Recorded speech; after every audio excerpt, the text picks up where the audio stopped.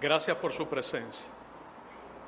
Ayer recibí a los embajadores de los países miembros de la Liga de Estados Árabes acreditados en Cuba, con quienes intercambié sobre la necesidad de encontrar una salida urgente.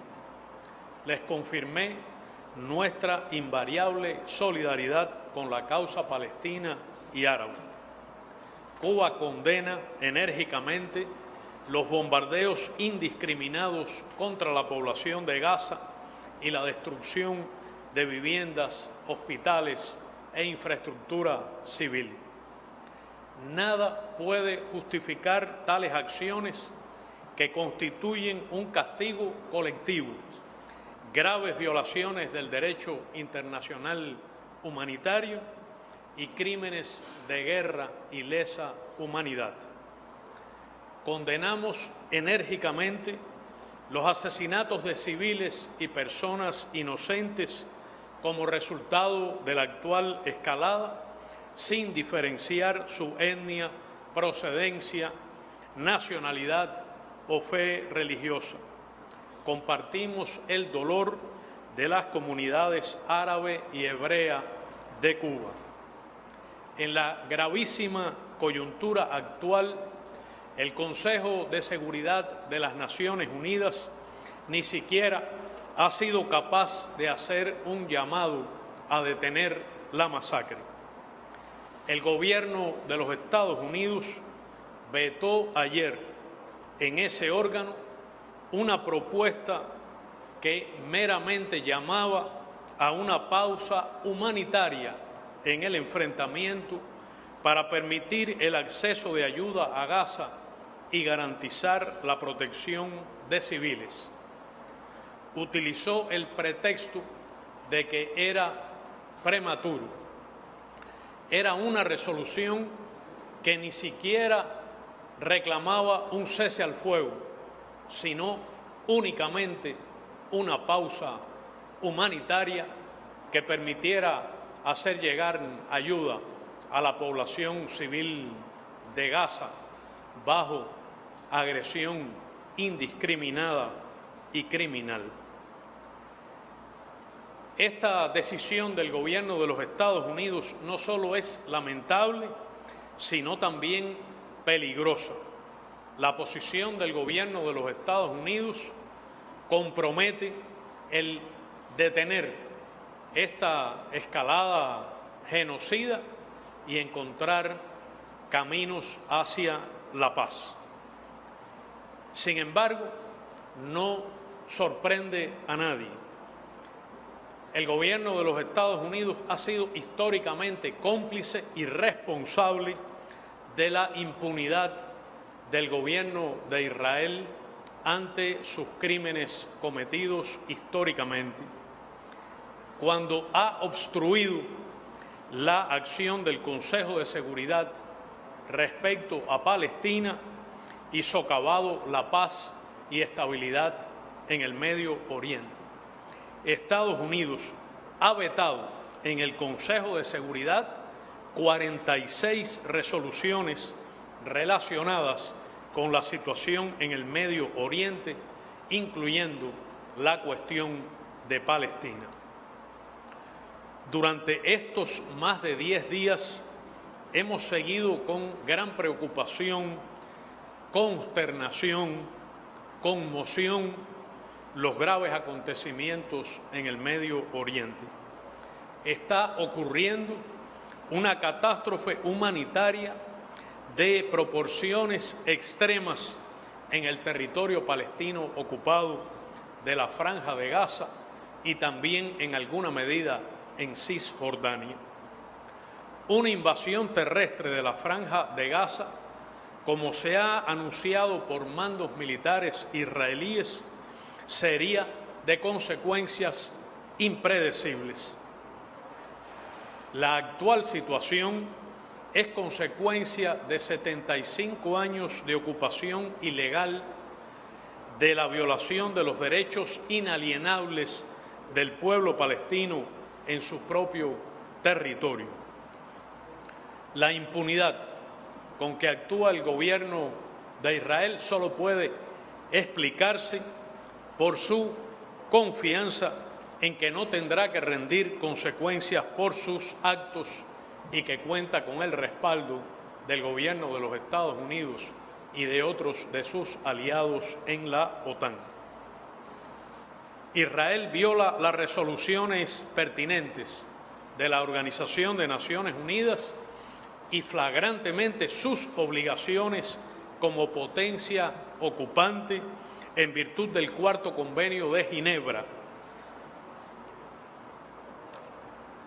Una solución amplia, justa y duradera al conflicto exige inexorablemente el ejercicio del derecho inalienable del pueblo palestino a la libre determinación y a construir su propio Estado, un Estado palestino independiente y soberano dentro de las fronteras anteriores a 1967, con su capital en Jerusalén Oriental y con garantías para el retorno de los refugiados.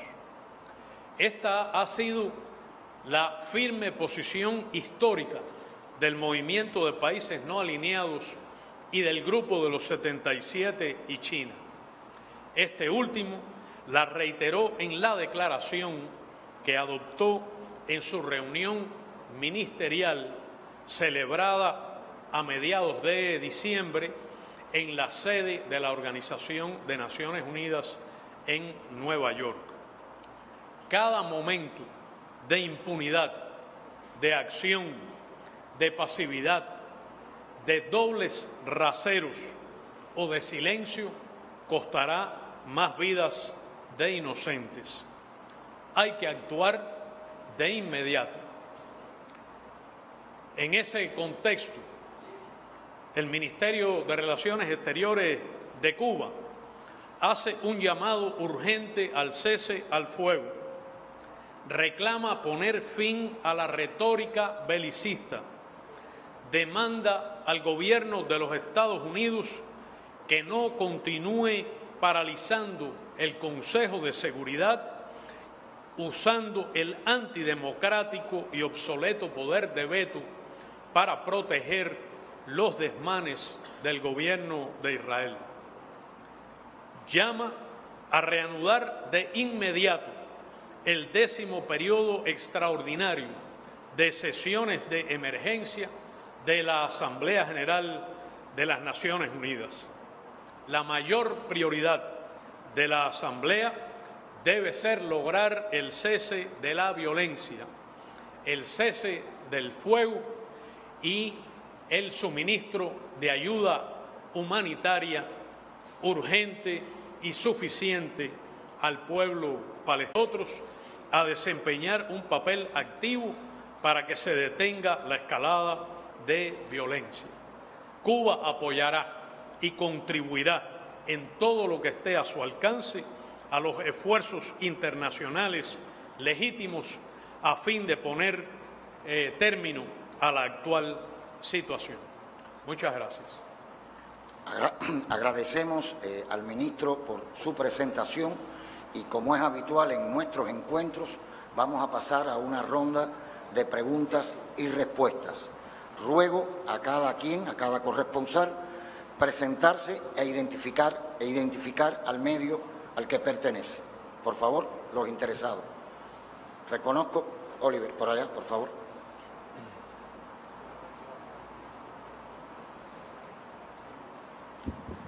Sí, buenos días, ministro. Oliver Zamora Oria, RT en español. Ya usted daba algunos elementos que de alguna manera responden mi pregunta, pero quisiera, quizás si puedo ahondar un poco, Cuba, cuáles son los principales elementos, las principales causas que identifica Cuba que han impedido una solución, no solamente de esta crisis, sino de la solución ya general del conflicto, tomando en cuenta que Cuba ha acompañado a la causa palestina desde hace tantos años. Desde su propio origen, las decisiones de las potencias coloniales con relación a la cuestión de Palestina crearon condiciones de discriminación, desventaja y desconocimiento de los derechos inalienables del pueblo palestino.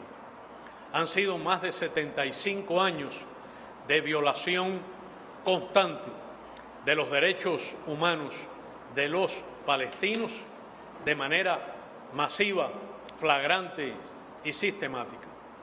Ha sido un crimen cometido a lo largo de más de 7 décadas.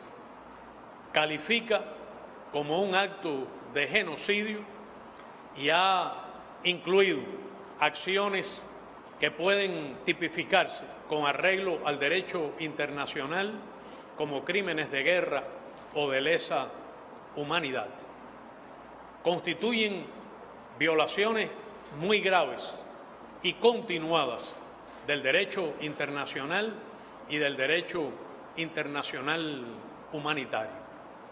Han impedido e impiden hasta este momento al pueblo palestino el ejercicio de sus derechos inalienables a la libre determinación, a la creación de un Estado palestino en las circunstancias y condiciones que acabo de explicar. El gobierno de Israel, histórica y actualmente, incumple sus obligaciones como potencia ocupante según define el derecho internacional y los convenios internacionales pertinentes. No habrá paz amplia, justa y duradera sin atender el derecho inalienable palestino a ejercer sus prerrogativas dadas por el derecho internacional y los propósitos y principios de la Carta de Naciones Unidas y su propia voluntad soberana. Es indiscutible que frente a esta conducta del gobierno de Israel sostenida en el tiempo, ha sido básicamente el gobierno de los Estados Unidos quien ha impedido al Consejo de Seguridad de las Naciones Unidas, que en otras circunstancias es prolífico para adoptar resoluciones que incluyen el uso o la amenaza del uso de la fuerza ante distintos fenómenos internacionales, que actúe con arreglo a su mandato y a sus obligaciones para proteger al pueblo palestino y para hacer avanzar hacia la paz y resolver el conflicto del Medio Oriente, cuyo elemento principal es precisamente Palestina, igual que la ocupación de territorios árabes.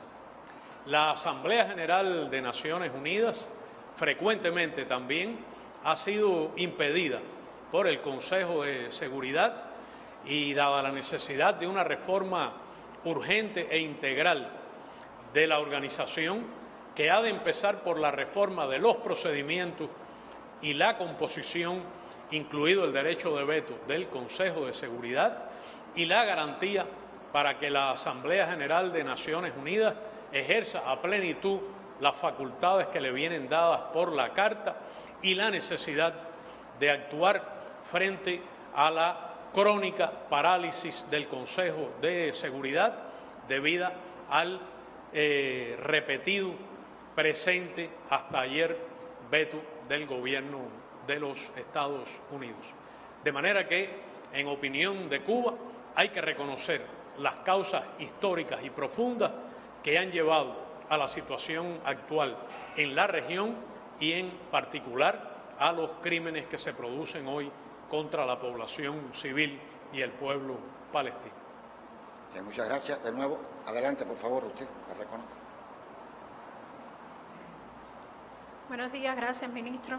Usted, de cierta manera, ya lo ha respondido, pero sería bueno que nos dijera sus consideraciones a partir del veto en el Consejo de Seguridad del Gobierno de Estados Unidos.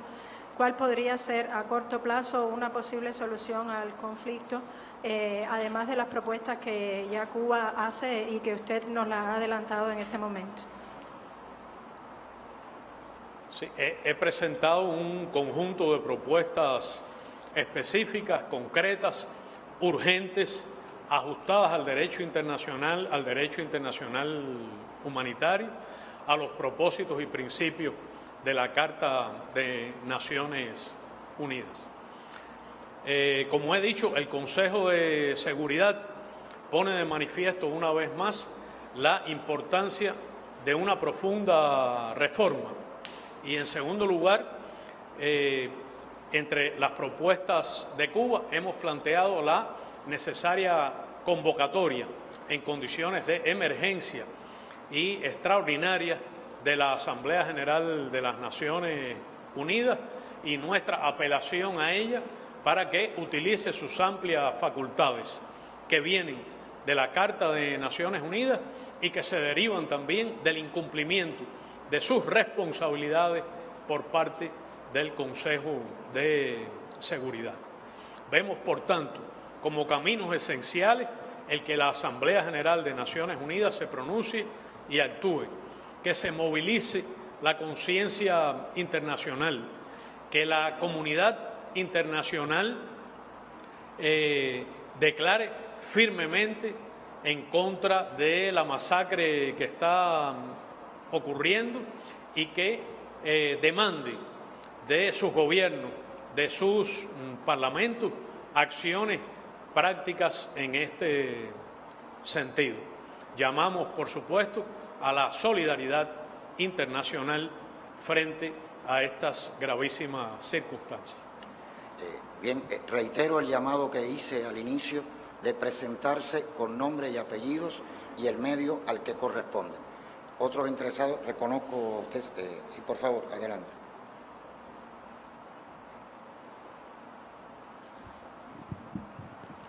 Buenos días.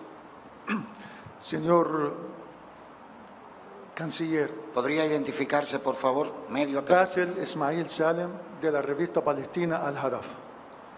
Como periodista palestino, quiero trasladar el agradecimiento de nuestro pueblo palestino a todos y a los árabes por la solidaridad cubana histórica desde el inicio de la Revolución Cubana, cuando Fidel envió el embajador de la Revolución Cubana, Che Guevara, cuando visitó a la Franja de Gaza, visitó a Palestina en junio del 59. Esto es para nosotros muy, muy importante, todo el apoyo que Cuba brinda a la lucha y a la justa lucha de nuestro pueblo palestino. Muchas gracias. Canciller, ministro, yo tenía varias preguntas, pero con el conjunto de propuestas y lo que escuché, estamos inmediato traduciendo al idioma árabe y hacerlo llegar a nuestro pueblo, que no está solo, y a todos los medios árabes.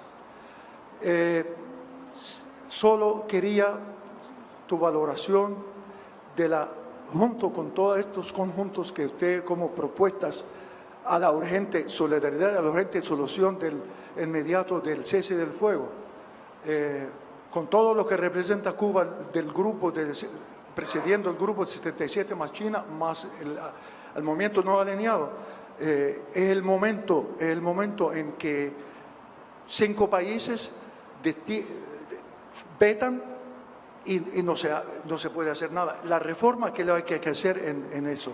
La pregunta es, ¿qué posibilidad hay de que Cuba, con todo lo que tiene el prestigio y el papel de la diplomacia y política de Cuba, en cuanto a que el Brexit, de qué manera se puede aumentar más mecanismos para que se frene estos 5 que piensan que son dueños del mundo y que el mundo es la mayoría, somos la mayoría que estamos haciendo resistencia a estos 5.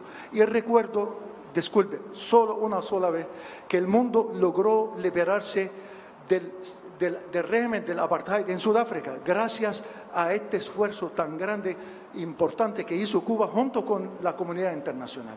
Lo que está en Palestina, aparte del genocidio y la guerra, es un régimen de segregación racial, un régimen del apartheid. ¿Cómo? ¿De qué manera? Y yo quiero recordar historia de la lucha palestina hace 75 años. hubo una solución en el 49 donde dice, Israel es miembro de las Naciones Unidas, pero siempre cuando cumple 3 condiciones. Recordemos cuáles son estas 3 condiciones. Hoy en día, ¿cumple Israel con estas 3 condiciones? Un país amante de la paz, acepta el retorno de los refugiados palestinos. ¿Y dónde está el Estado palestino que tenía que estar creado con la resolución de la división de Palestina? Como palestinos, el espíritu y la moral de todos estamos y tenemos el derecho de preguntar, ¿para qué? ¿Y por qué está Israel dentro de las Naciones Unidas? Si no está cumpliendo por la Carta Magna de las Naciones Unidas. Pido disculpas por el sentimiento que uno trata de expresar. Nuestro pueblo no está solo. Gracias, ministro. Le agradezco y le ruego que transmita a través del órgano de prensa que representa y todos los medios palestinos en prensa y en redes digitales la profunda solidaridad del gobierno y el pueblo cubanos con el hermano pueblo palestino. Yo me he referido a la necesidad de una reforma profunda de la Organización de Naciones Unidas que ha de atender además a la necesidad de protegerla y salvarla frente a intentos de imponer contra la tendencia histórica y la situación internacional actual un mecanismo unipolar al mundo. En segundo lugar, Cuba se opone resueltamente a la ambigua pero políticamente motivada y perversa idea de construir un mundo sujeto a reglas. Y pregunta, ¿cuáles han de ser esas reglas y quiénes han de establecerlas? Porque cuando se habla de un mundo sujeto a reglas, se quiere decir implícitamente que se trata de otras reglas y no las reglas actuales y reconocidas del derecho internacional y del derecho internacional humanitario y de la Carta de las Naciones Unidas. No aceptaremos la imposición caprichosa, arbitraria y antidemocrática de otras reglas que no sean las que se deriven de un proceso intergubernamental, amplio, universal, democrático y en el seno de la Asamblea General de las Naciones Unidas, que es su órgano más democrático y representativo.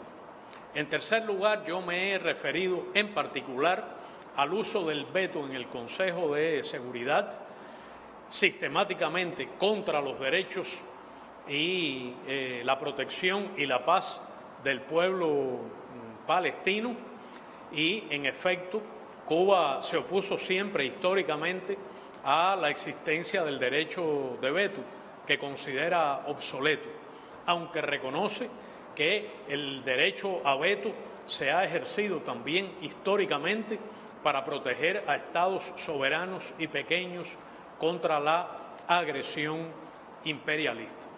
De manera que cuando me refiero al Consejo de Seguridad, me estoy refiriendo al conjunto de este, cuya composición, incluso entre sus miembros permanentes, es diversa.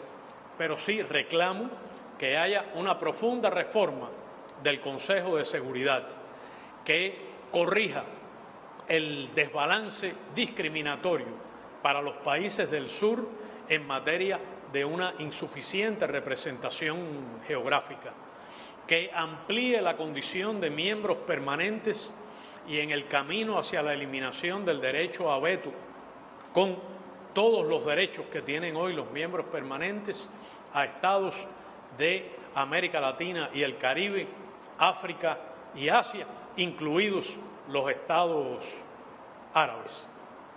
En tercer lugar, consideramos que debe haber una reforma profunda de los métodos muchas veces antidemocráticos e insuficientemente transparentes que utiliza el Consejo de Seguridad sobre todo en sus consultas informales u oficiosas que se realizan a espaldas de la opinión pública internacional, que a veces se realizan a espaldas de los miembros no permanentes del Consejo de Seguridad y de los miembros de los Estados miembros de las Naciones Unidas.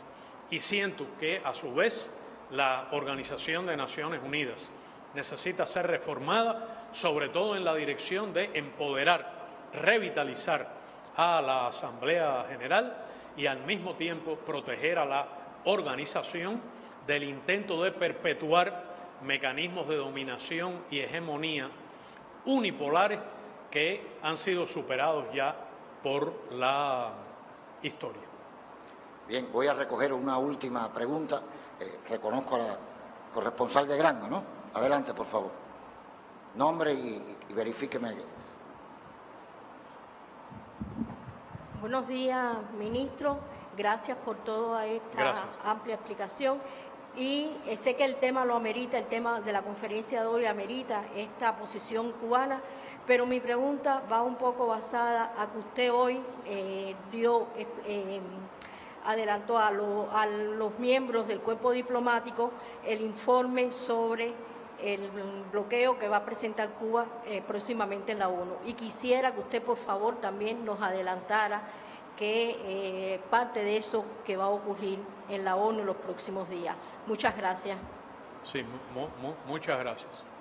Hace apenas hora y media he sostenido una reunión con todo el cuerpo diplomático acreditado en La Habana para presentar el informe de Cuba al secretario general de las Naciones Unidas en obediencia a la resolución necesidad de poner fin al bloqueo económico, comercial y financiero impuesto por los Estados Unidos de América contra Cuba, que mandata al secretario general para hacer este ejercicio.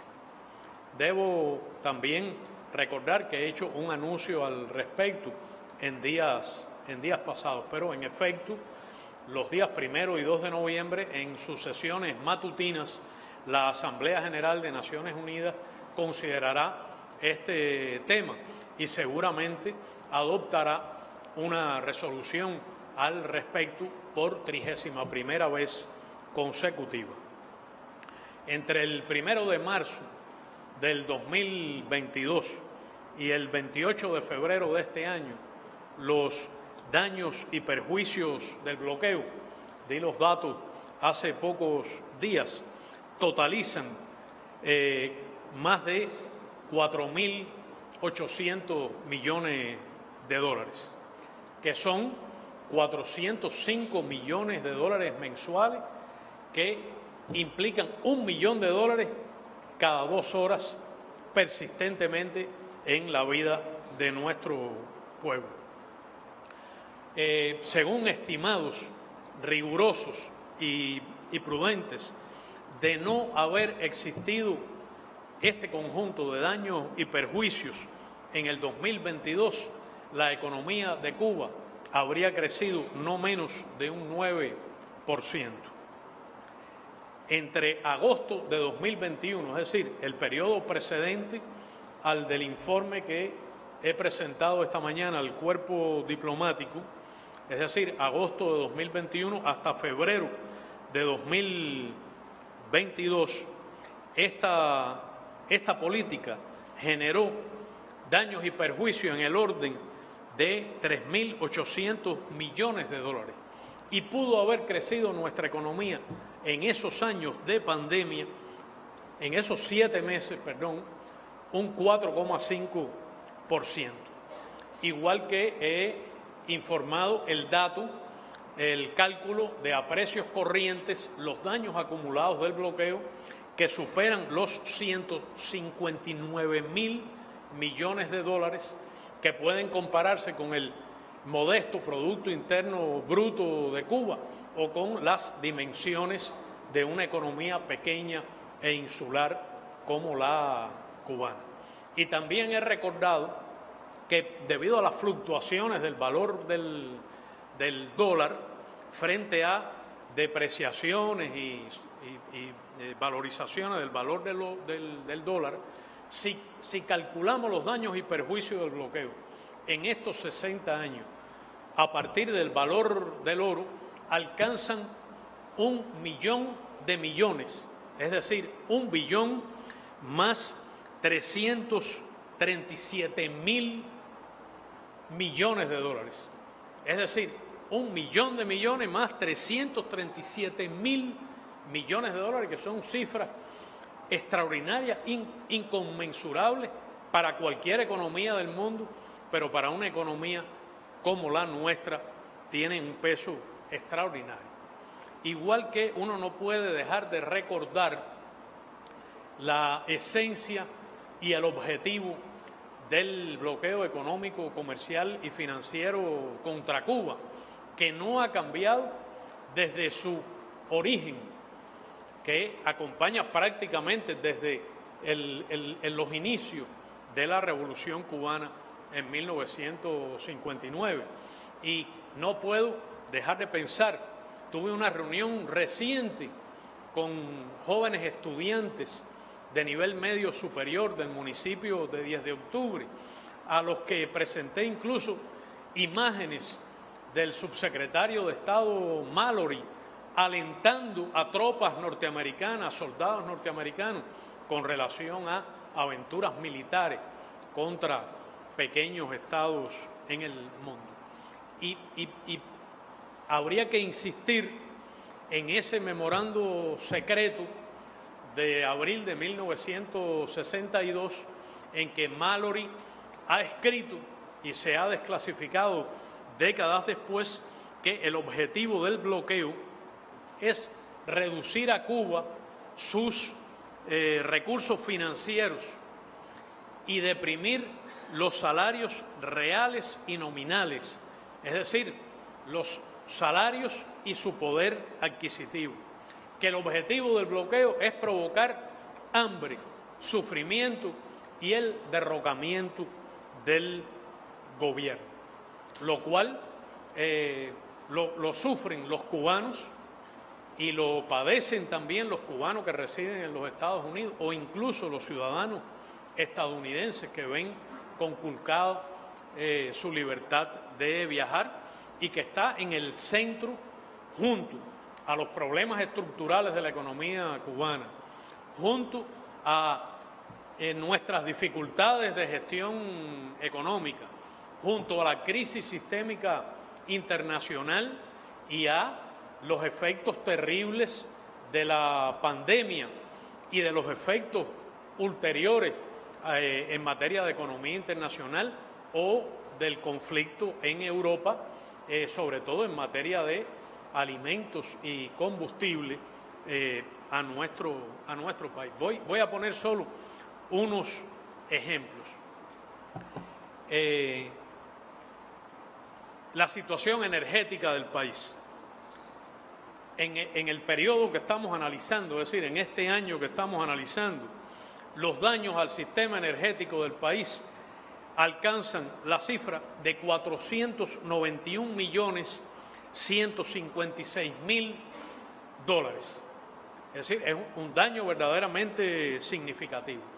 Pero solo al sistema eléctrico, los daños que reporta la UNE, la Unión Nacional Eléctrica, son el componente principal de esos perjuicios e impactos en el sistema energético y totalizan solo al sistema eléctrico nacional 239.276.000 dólares. Con ese dinero se hubiera podido garantizar holgadamente no solo determinados suministros, sino en particular los mantenimientos programados, las piezas y repuestos indispensables para modernizar y asegurar el funcionamiento de una industria eléctrica que tiene muchos años sufriendo esta carencia de recursos. Entonces no se trata de que el bloqueo impida a Cuba comprar un transformador o importar un grupo electrógeno, que podría hacerlo evidentemente de otros países, pero el bloqueo tiene un impacto letal, cortando, liquidando los ingresos del país, privando al país de los recursos financieros que permitirían encarar los mantenimientos programados, las reparaciones y la modernización del sistema eléctrico, porque hemos explicado que el bloqueo provoca daños económicos tremendos, directos y también indirectos. Entre los directos, los daños al sistema financiero por la presencia de Cuba en la infame lista de países patrocinadores del terrorismo. Entre enero de 2021 y febrero de 2023 se aplicaron contra Cuba 909 acciones discriminatorias de cancelación de contratos, cuentas y servicios por parte de bancos extranjeros. Hay decenas de embajadas cubanas que no tienen hoy cuentas bancarias ni servicios financieros. Este es un daño directo. Otro daño directo es el que enfrentó nuestro pueblo en los momentos trágicos de la COVID, cuando se había producido el pico de casos, cuando nuestras salas de terapia intensiva estaban sobrepasadas en sus capacidades, cuando Cuba trató de importar ventiladores pulmonares, los efectos del bloqueo, que esta vez son indirectos, impidieron a compañías europeas suministrarlos, o porque son subsidiarias de compañías norteamericanas, lo cual es una grosera violación de las normas de comercio del derecho internacional, o por el efecto disuasorio, intimidatorio del bloqueo que transmite el miedo a realizar operaciones, incluso humanitarias, con Cuba, bajo la amenaza de que se corten sus negocios en Estados Unidos o se les apliquen sanciones. Eso ocurrió también para la escalada industrial, es decir, la producción masiva de las vacunas cubanas contra la COVID.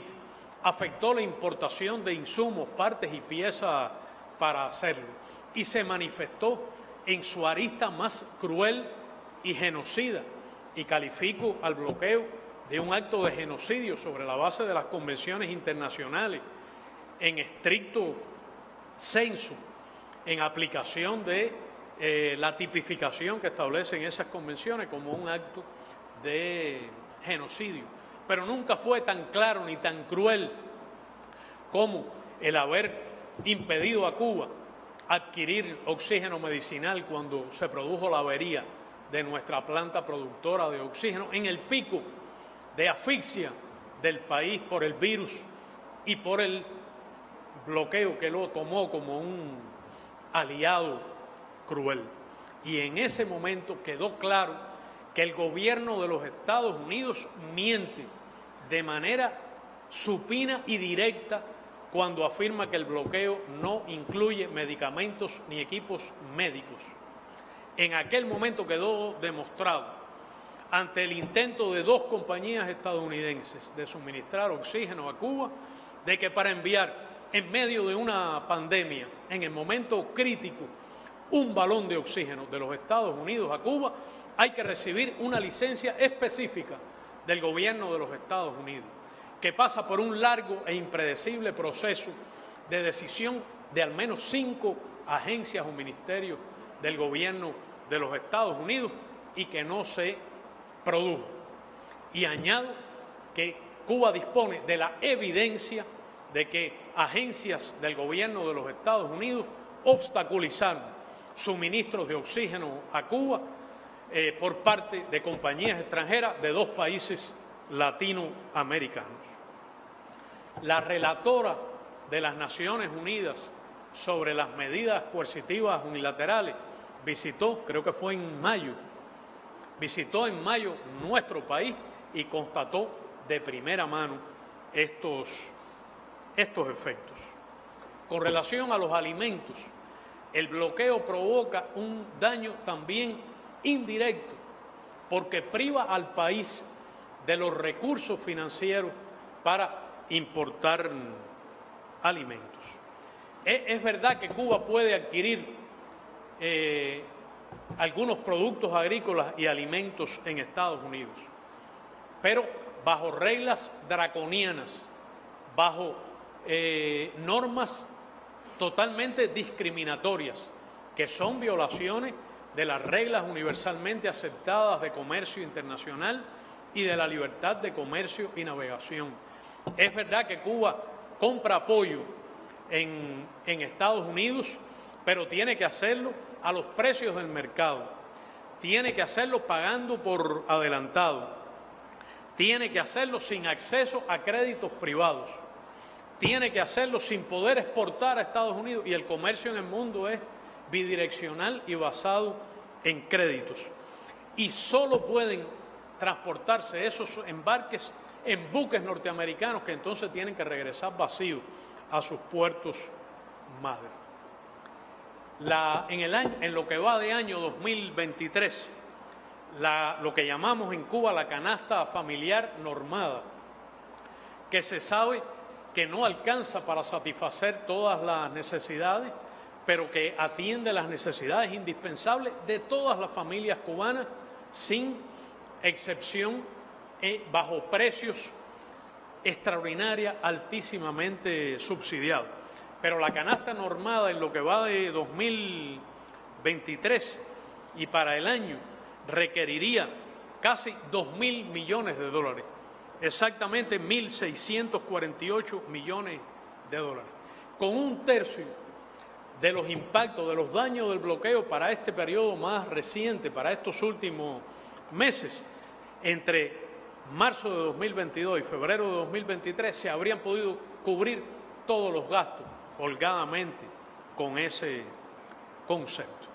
De manera que el bloqueo está omnipresente, es opresivo de una manera permanente y extraordinariamente endurecida, extrema, inédita en comparación con toda la historia anterior del bloqueo desde el año 2019. Las medidas contra el turismo, que fueron de las primeras que empezaron a aplicarse, con la prohibición de los cruceros, la obstaculización de vuelos, la suspensión de los vuelos desde Estados Unidos, la privación de servicios consulares en La Habana y otros, han afectado seriamente el turismo, que se sabe que es uno de los principales ingresos.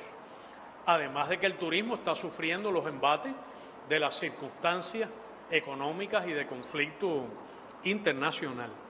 Pero solo en este periodo, estos daños directos del bloqueo al turismo significaron pérdidas en el orden de 1.089 millones de dólares. Y más recientemente, la decisión del gobierno de los Estados Unidos de privar de una visa casi automática, amistosa, inmediata, que no requiere ningún procedimiento, un ciudadano de 48 países, casi todos los industrializados y algunos otros, con su móvil en la mano, puede simplemente poner los datos y viajar, abordar una línea aérea y viajar a los Estados Unidos. Pero el gobierno de los Estados Unidos, en una de sus últimas acciones contra el turismo a Cuba, adoptada por el gobierno demócrata actual, estableció la privación de la visa conocida como visa ESTA, de este sistema preferencial de visados, a toda persona que haya visitado a Cuba con posterioridad a enero de 2021, lo cual significa un elemento intimidatorio de violencia sobre la voluntad de los ciudadanos del mundo que desearían poder visitar nuestro país y también viajar a los Estados Unidos.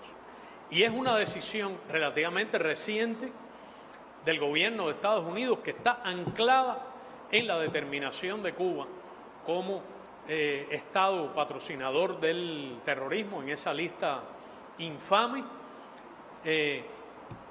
decisión que fue adoptada, es decir, la de la inclusión de Cuba, solo 9 días antes de que el presidente Trump abandonara la Casa Blanca, pero que el presidente Biden asume la responsabilidad histórica de haber aplicado la misma política contra Cuba, incluidos los efectos letales de esa denominación hasta el día de hoy, en incumplimiento flagrante de sus compromisos electorales con sus propios electores, incluidos los cubanos residentes en los Estados Unidos que le dieron su voto entonces. Me excuso por haber dado una respuesta larga.